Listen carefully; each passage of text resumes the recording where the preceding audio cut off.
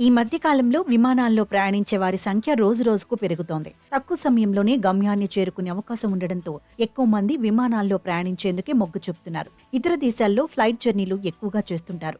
దగ్గర దూరానికి కూడా అక్కడ ఫ్లైట్లోనే ప్రయాణిస్తుంటారు. దీంతో విమానయాన సంస్థలు సైతం కొత్త ఫ్లైట్స్ ను కొనుగోలు చేస్తున్నాయి. అయితే కొన్నిసార్లు ప్రయాణికులు లేకుండా కూడా విమానాలు గాల్లోకి ఎగురుతున్నాయి. సాధారణంగా విమానయాన సంస్థలు ఎయిర్పోర్టులలో తమ విమానాల టేక్ ఆఫ్ ల్యాండింగ్ కోసం స్లాట్స్ ను బుక్ చేసుకుంటాయి. దానికి తగ్గట్టుగానే ఎయిర్పోర్ట్లోని ఏటీసీ ఎయిర్ ట్రాఫిక్ ను మెయింటైన్ చేస్తుంటుంది. విమానాలు టేక్ ఆఫ్ ల్యాండింగ్ సమయాల్లో ఇబ్బంది తలెత్తకుండా రన్వేను స్లాట్స్ ప్రకారం కేటాయిస్తుంటుంది.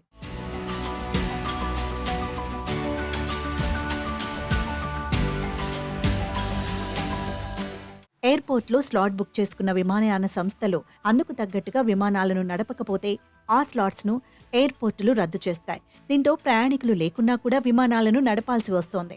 అయితే 10% కన్నా తక్కువ మంది ప్రయాణికులతో విమానాలు ప్రయాణిస్తే వాటిని గోస్ట్ ఫ్లైట్స్గా పరిగణిస్తారు. ప్రస్తుతం యూరప్లో ఈ తరహా గోస్ట్ ఫ్లైట్స్ ఎక్కువగా ఎగురుతున్నట్టు తెలుస్తోంది.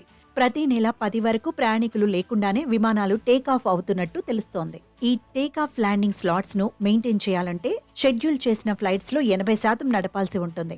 కేవలం 20% ఫ్లైట్స్ కు మాత్రమే క్యాన్సిల్ చేసుకునే అవకాశం ఇస్తారు. తమ స్లాట్స్ ను ఎయిర్పోర్టులు ఎక్కడ క్యాన్సిల్ చేస్తాయోననే ఉద్దేశంతో విమానయాన సంస్థలు తమ ఫ్లైట్స్ ను ఖాళీగానే నడపాల్సి వస్తోంది. దానివల్ల తమకు నష్టం జరిగినా ఫ్యూచర్లో స్లాట్స్ క్యాన్సిల్ కాకుండా ఉంటుందని విమానయాన సంస్థలు చెబుతున్నాయి.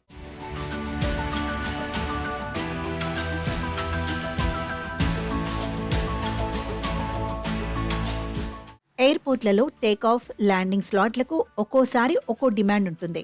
దీంతో తమ స్లాట్ క్యాన్సిల్ కాకుండా ఉండేందుకు ఇలా గోస్ట్ ఫ్లైట్స్ ను నడుపుతున్నారు. అయితే ఇలా ప్రయాణికులు లేకుండానే విమానాలు గాల్లోకి ఎగరడం వల్ల పర్యావరణానికి ముప్పు వాటిల్లుతుందంటున్నారు పర్యావరణవేత్తలు. ప్రయాణికులు లేకుండా వెళ్లే విమానాలను క్యాన్సిల్ చేసేలా European commission and federal administration నిర్ణయం తీసుకోవాలని కోరుతున్నారు.